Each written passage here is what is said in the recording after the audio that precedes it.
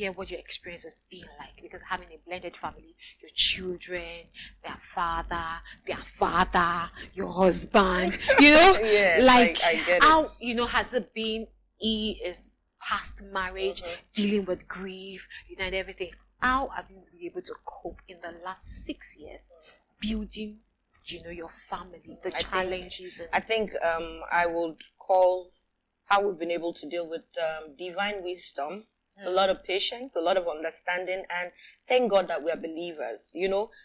For my family, because their father is so involved in their life, you can imagine what it's going to look like when he needs to accept the fact that they now live under the roof of another father, But I would say we have an understanding. Pastor has always done a very good job.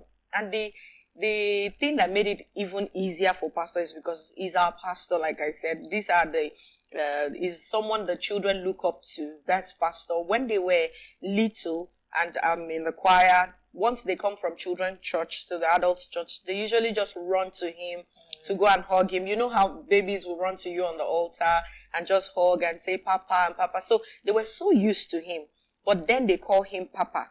The moment we got married, I had to explain to them that I'm getting married and Papa will now be daddy. I had to explain to them. They were really young. My eldest child then was just 8 years old and the little one was about 5, going to be 6. And so I had to explain to him that Papa will now be daddy.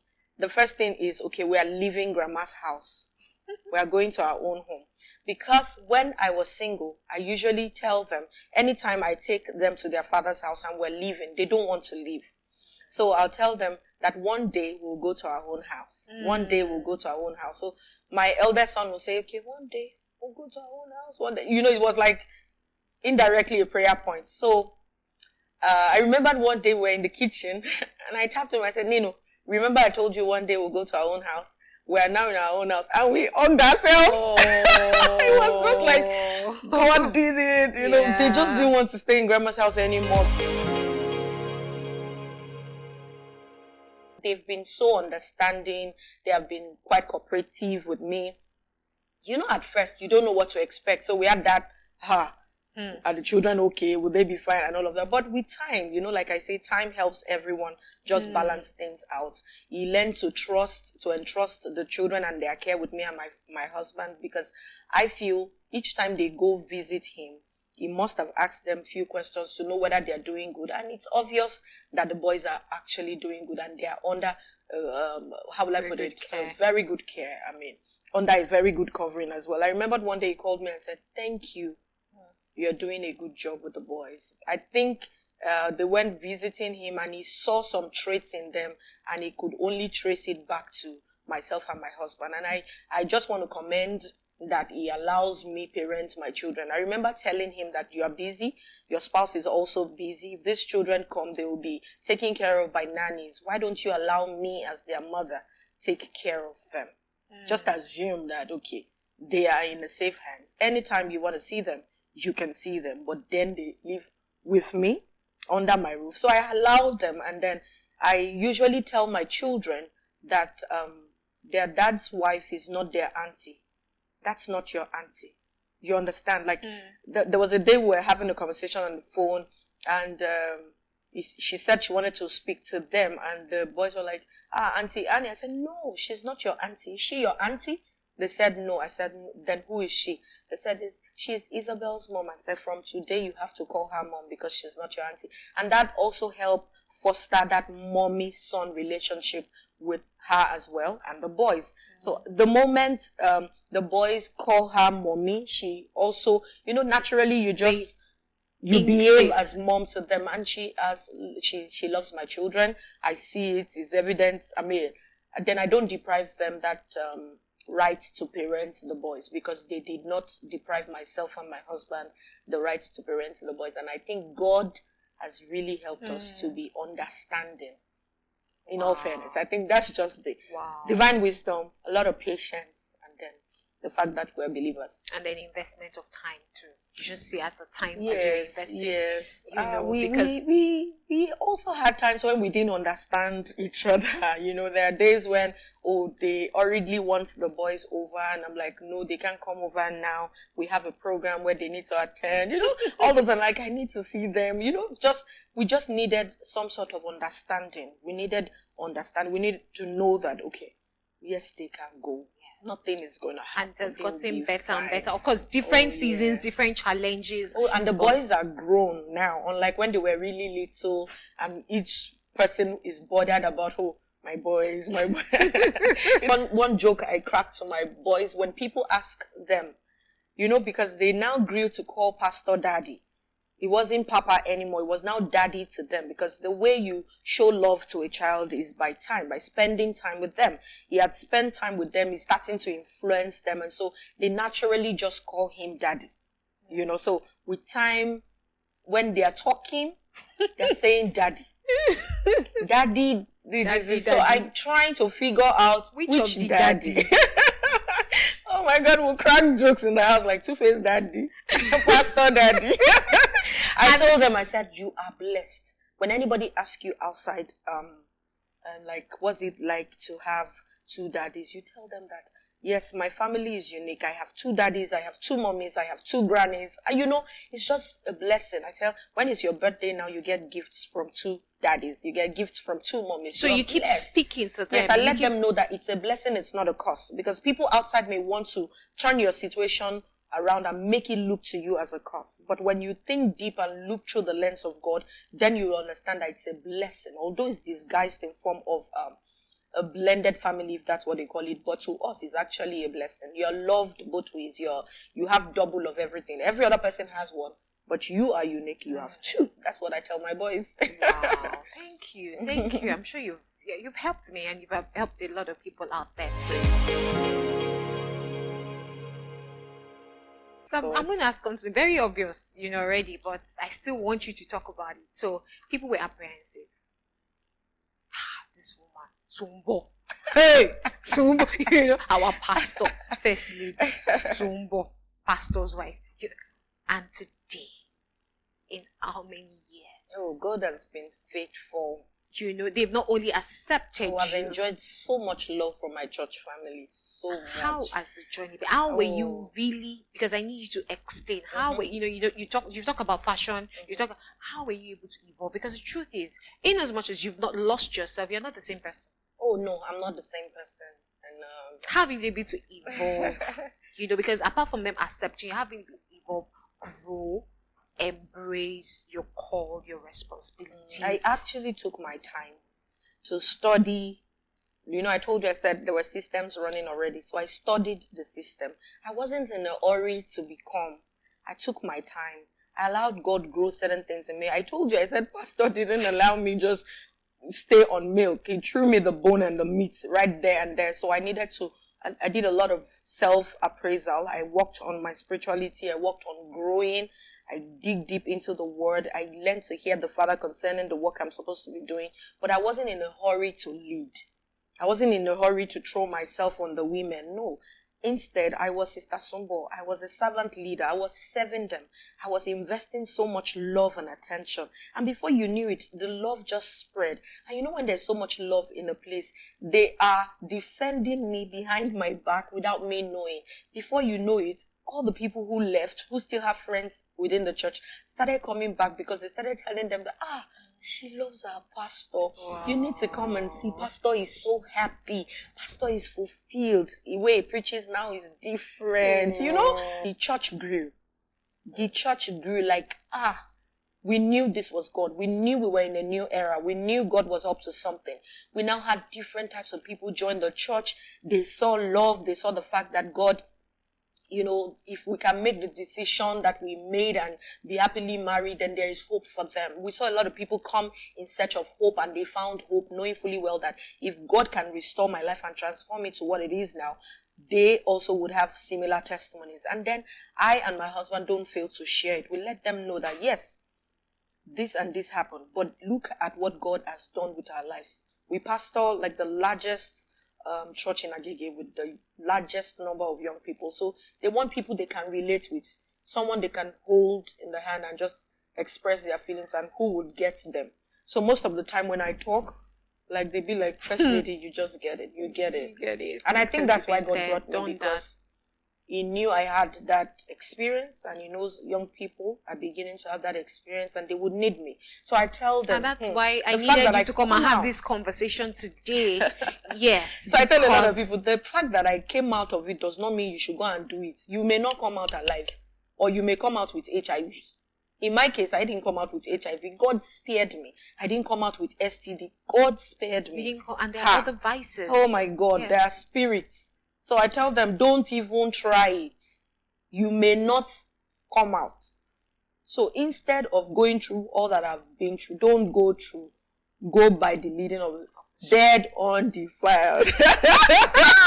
Yeah, you can say that again. So, yes, thank you. You've been able to talk about the challenges, and everything. But 6 years, beautiful 6 years. And yes, we know that there have been challenges. There's something, before we round up, I want you to talk to us about today. I know that you've had to deal with infertility. Oh, yes.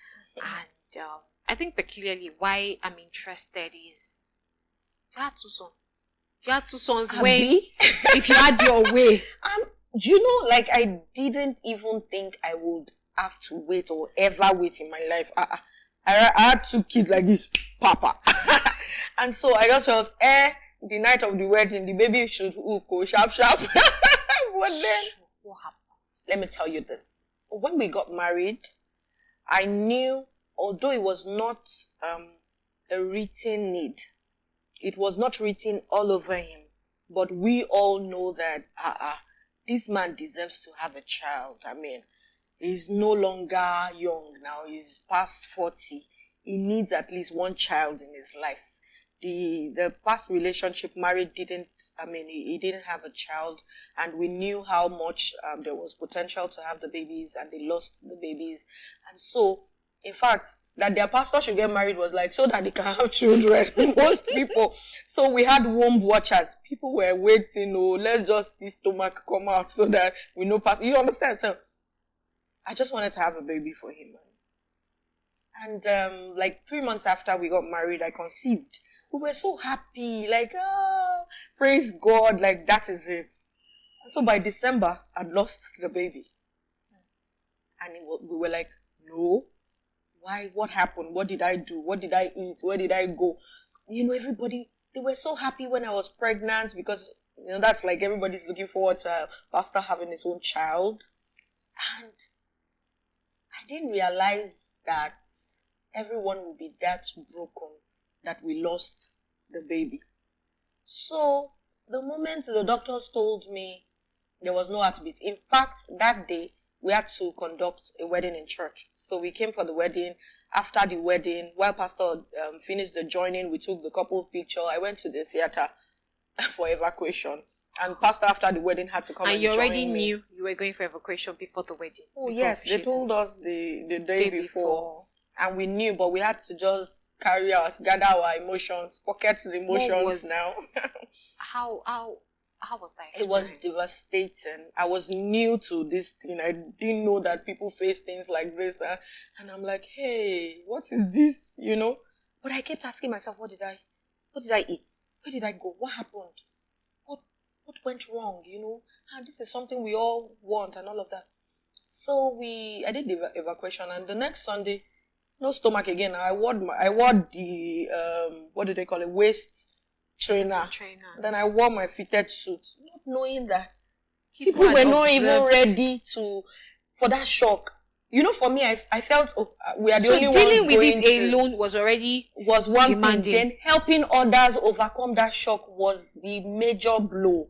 People literally saw me and started crying. So I had to quickly accept that. Are you okay? What's going on? They can't even tell me what's going on. Like, don't you know what's going on? So I had to quickly, maybe I should have worn boo-boo and then gradually come into the fitted style so that people can recover. But then I went back and I told God, I said, God, just help people heal. it wasn't now about me anymore. I didn't want this to cause some sort of pain in the hearts of people. So we were now more concerned about how people were feeling. People were sending me messages. I'm like, we have overcome this now. I started thanking God that I could conceive. Because conceiving too was a miracle. In fact, I don't know how the Holy Spirit helped me heal. But yes, it was devastating. I always actually, it looks as if I ask you this question so much. How you heal? I think it's just divine because I cried though. Yes, I cried. I mean, I had to recover. I cried. I kept asking myself, what did I do? This man needs this baby now. God, what did I do? Like, and people were already like, you have 2 kids. Please give our pastor a baby too. You know, so I didn't want people to feel like, okay, you want to get married. Now you are married. This man needs a child. Give him now. But you have 2. But my husband never, his family never for one day stressed me about the issue of baby. Their brother is happy. They are happy. Oh, he found love. They are happy. They never bothered me. But people who love their pastor too much. Too much. Oh. Okay, I don't want to say anything. I'm not going to say anything. Pastors too much. Okay. I remember one man who came to me and said, hey, Joe, you're Pastor Walomo. I went to my husband in the office and I cried. I'm like, that is so insensitive. That how on earth will they think that I don't want to give you a child? A lot of them didn't even know all I went through until after my miracle came. That day when I was doing my baby dedication and I was sharing my testimony, everyone was in tears. They were like, you went through all of this and you still come on this altar to charge us to have hope. How did you survive? Sincerely, I don't know. So you but there were days back I to church, trying to deal with everybody, the pain. That's 3 months now. Lost the pregnancy, then continue. So that's the first year. Yeah, the first year we continued, and the second year I conceived again. The same thing happened. You know, we knew what the word says concerning us. We knew that God will give us a child. In fact, my husband had named his children. I had the names of my children on my Bible, on my wedding Bible. So we were expectant. We would talk in the house as though our baby too is here. And then I was, just codedly telling him that, I'll say it in Yoruba, we'll just laugh. And we'll just laugh over it. Even the children started to talk like we were calling David as though he was here. It was like a faith walk, but we got used to it. My husband had a tight number for our son. But every time when I make love to my husband, I lay hands on my belly and I say, this one will stay. After I'm confirmed pregnant again, we're happy. The next thing, no heartbeats. And it got to a point where this issue of you'll be pregnant and then we'll lose it was the reason why we were sad in our marriage. Myself and my husband, I said, okay, God, leave us the way we are. We are happy. Let's just be happy. Because it looks as if when this pregnancy comes, it comes to disrupt our joy and our happiness. Let's just focus on what you have called us to do. We know that baby will come. So it got to a point we felt, let's go for testing. Let's go and be sure that it's not this Renos Abiresus factor, the RH blood group factor. We checked genetic. Everything was fine. We were compatible. Everything was fine. He was okay. I was okay. So we were like, what is this? We now decided to go for IVF. I actually told my husband, I said, let's try IVF. And we did. It cost us a whole lot of money. And it failed twice. In fact, you know what it feels like to inject yourself with a syringe and needle every time. And at the end of everything, still no baby. And I did that twice. That's a whole lot of injections. Psychologically, I wasn't feeling too good. I didn't like the fact that I'd even typed my testimony because I was so sure. You know how we have to believe now? I was so sure that I have babies before. I would have baby. There's nothing wrong with me. So please, at least I need to draw you out. So when you're thinking, when you're praying, when you're what were you saying? I wasn't saying anything. How was the experience? What was happening in that season of? It was easy for us to deal with, but the major pain I had was how others would take it. Sometimes I don't even want to go. I don't want to go. I don't want people to see that I lost the baby.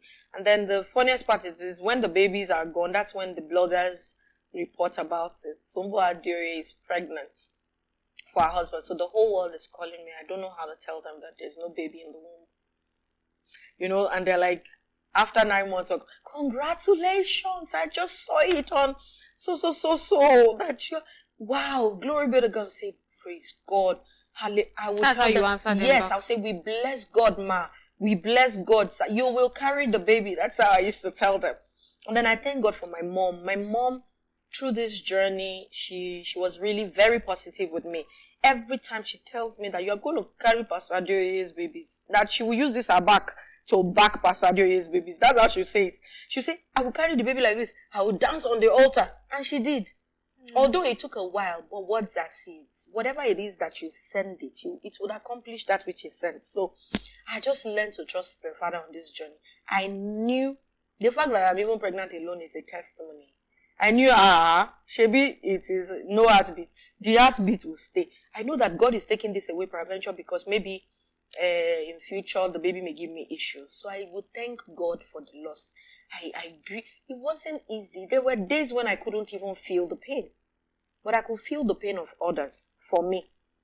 I remember telling someone, I was preparing for a conference and it was one of my major conferences.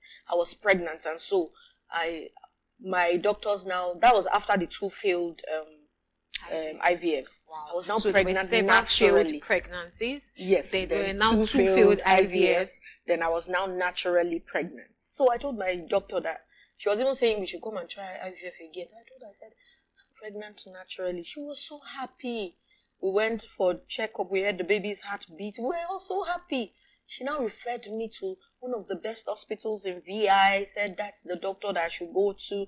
Everybody seemed to be recommending this hospital. So I went there. Their consultancy fee is super expensive, but we paid. We wanted this baby. Do you know that they gave me a wrong injection and I lost the pregnancy? So I felt I took myself to go and terminate the baby. That's how I felt.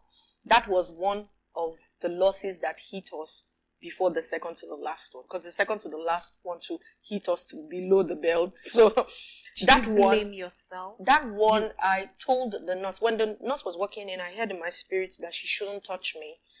But I started preaching to myself. You know, I told you I have a large heart and so much love. I started preaching to myself that God made everybody in his image and after his likeness, that I shouldn't repulse the person coming.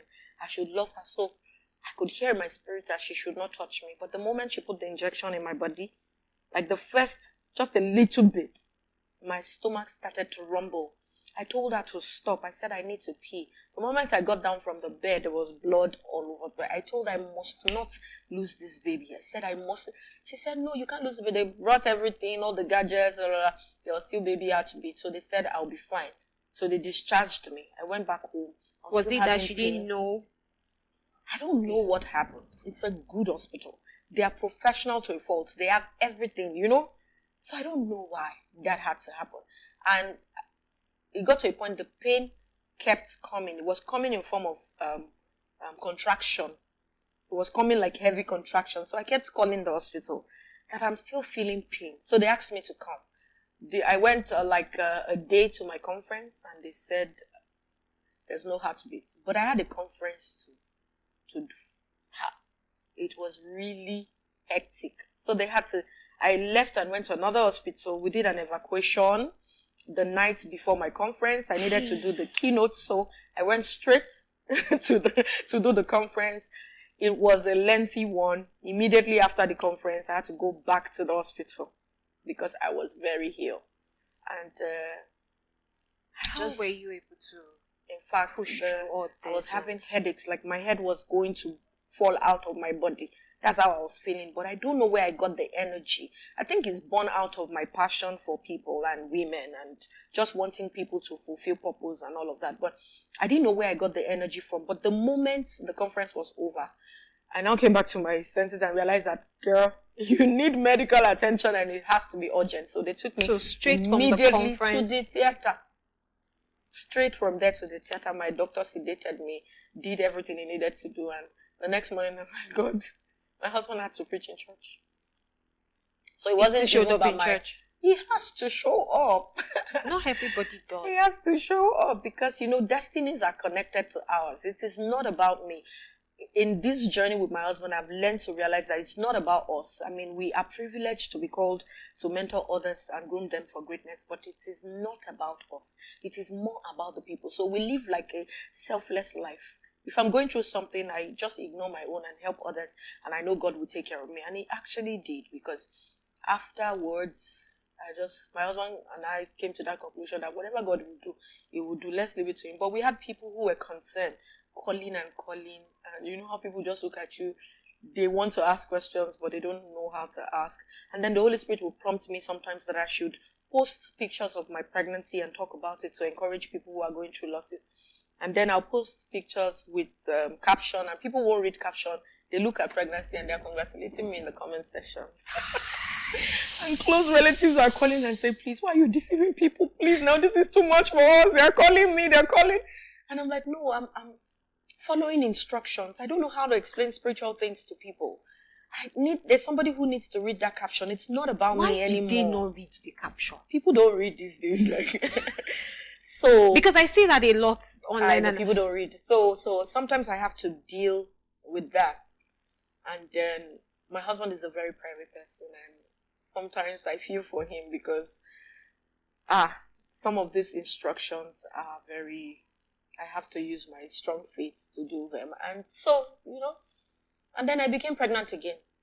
And this time around, we decided, both of us were like, this wahala in our job is too much. Go to America. So I flew to America immediately after my conference. And was it after my conference or before my conference? It was after my conference. And so I went to America and said, I'm going to stay there till this one and get all the best medical and everything. Father's Day was coming.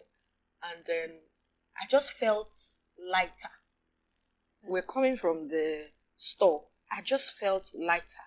Something just told me something is wrong. I felt like, no. Before I knew how I was feeling, what happened? I started speaking in tongues. It was during Hallelujah Challenge or something like that. So I tuned in. It was America time, midnight. Nigeria is evening in America. So it was easy for me to join the Hallelujah. Say, God, no. I reject every evil report, And so I told my husband, I said, I'm beginning to feel funny, but you can't just go to the hospital in America. You have to wait for your appointment. So he said, in my next appointment, I should go. So when I went for my appointment, they tried everything. They said, no heartbeat. Again. This was I have results of the baby, pictures and everything. Everything is fine. And then suddenly, no heartbeat. Now I had the best of medical attention, the best of everything. Still no heartbeat. And so I called my husband. I said, although the doctor says no heartbeat, but I still have hope that the heartbeat will come back, that he should please fly in and come and lay hands on me. So he flew into America after service. He had to take the next flight. And on Monday, he was now with me, or Tuesday thereabout. And we both went back to the doctors and said, what's going on? Said they have to do an evacuation. I said, God. And so there, it was really painful. My husband didn't understand why we had to go through that loss again, because everybody knew I'd gone to America to have a baby. I'm supposed to be coming back home with a baby. But I didn't come back empty in Jesus' name. I sure came back. And it was difficult. Please tell me, how difficult was difficult? It was very difficult. Very, very difficult.